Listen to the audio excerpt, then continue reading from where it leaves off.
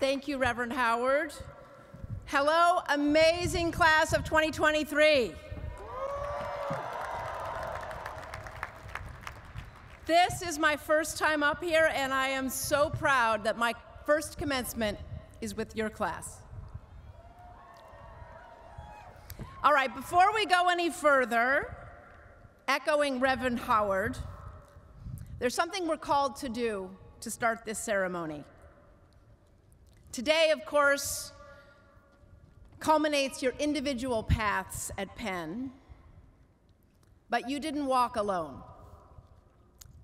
Sorry you just sat down, but graduates, would you please rise again? All right, you all to my left, look into the stands where your friends and family are. You all to the right, please do the same.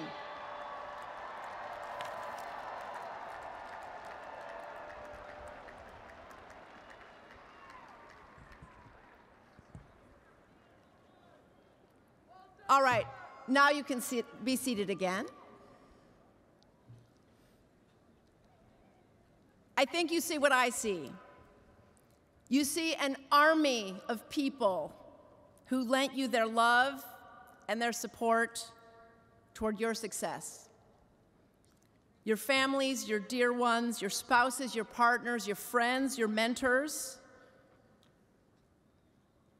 We start by thanking all of them for helping get you to this great day. Yes, all right.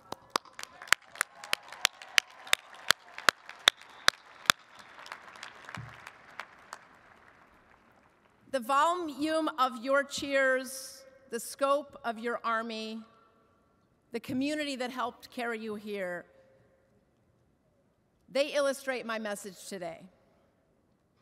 Success is not solitary. That story of the genius going it alone and changing the world, that genius exists, of course. But the solitary nature of her achievements, that's a bit of a myth. Even the once-in-a-generation genius, she had people who nurtured her, who sparked her creativity, who helped her surmount barriers to success. Our ability to do big things, things that are great and things that are good, depends on the community around us. You have a recent example. Think about the pandemic and how you all persevered. I doubt you, your parents, your loved ones miss doing everything on Zoom. But think about it. We had to separate from one another. We had to isolate. And you made a commitment in that time to connect, to engage remotely in your coursework and with your peers, to check in with loved ones and with friends, to sing and play in virtual performances, boosting morale. And of course, for some of you graduating today, isolation was not an option. You had clinical responsibilities to your patients and your clients in your care. Yes, indeed.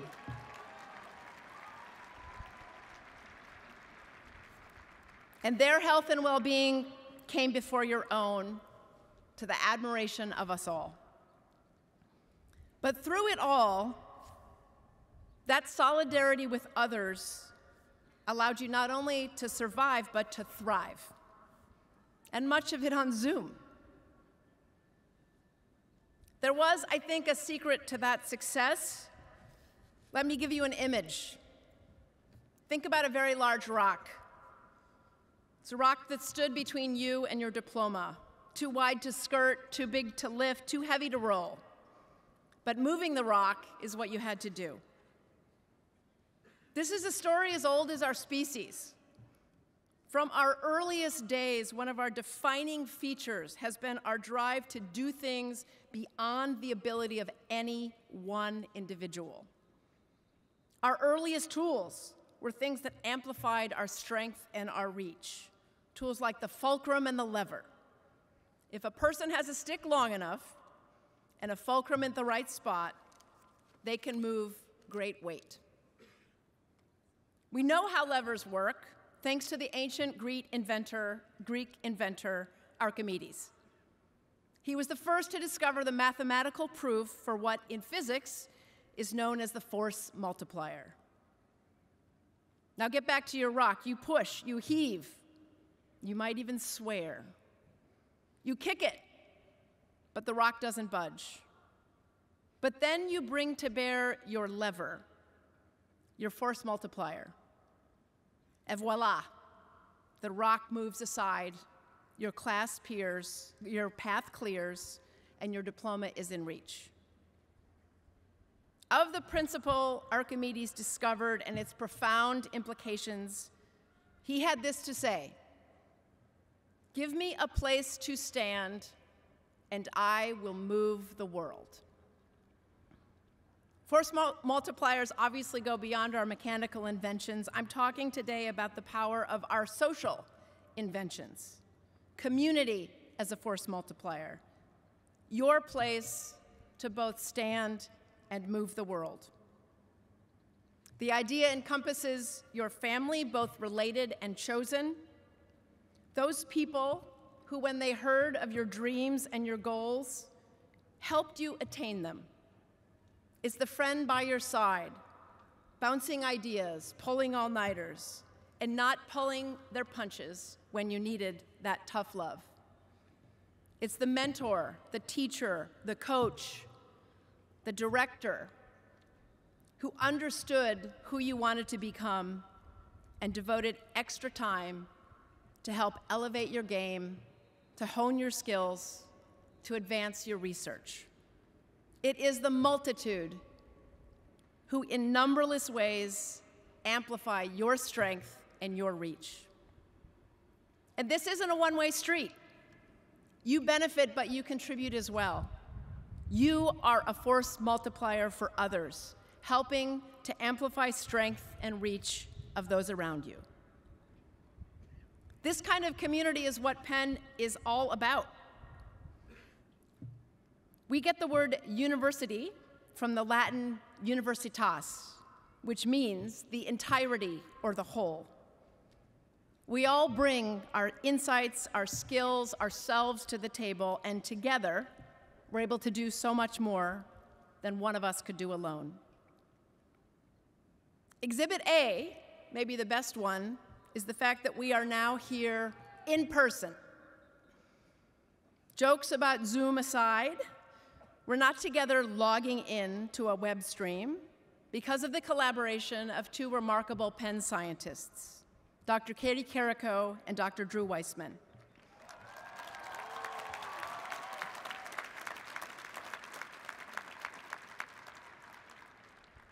Supported by an extensive and innovative community at Penn and beyond, they created messenger RNA technology that enabled the COVID vaccines and will enable so much more, and they made today's celebration possible.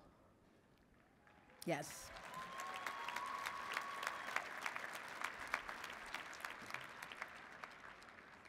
Exhibit B, what drew you here to Penn? An undergraduate, a graduate, or a professional student, you came here to excel by working with other people who are here for the same reason, to do great things and be the best person you can be in tandem with others. Learning from others in classes, in labs, in clubs, collaborating with others in the arts, athletics, and more, even when you were kicking back and having fun. Heyday, Spring Fling, Econ Scream, the Graps Carnival, so many moments that comprise your Penn experience. These truths are also baked into your Penn heritage. They connect you directly to one of the most prolific force multipliers of all time, Benjamin Franklin. A French admirer called Franklin the Archimedes of his country. And in 1751, he was cooking up yet another revolutionary idea. At that point, his greatest hits included unlocking the secrets of electricity and lightning's relationship to it, founding the nation's first public library, its first volunteer fire department, and of course, founding this university. Next, he decided to pitch his fellow Philadelphians on another first: a public hospital for the poor funded by the community. He printed a proposal to help drum up support, and it was a rhetorical masterclass in persuasion, but I'm going to paraphrase only lightly one of the most striking lines. He observed, "The good we can do separately is small compared to what we can do collectively." One more time, the good we can do separately is small compared to what we can do collectively.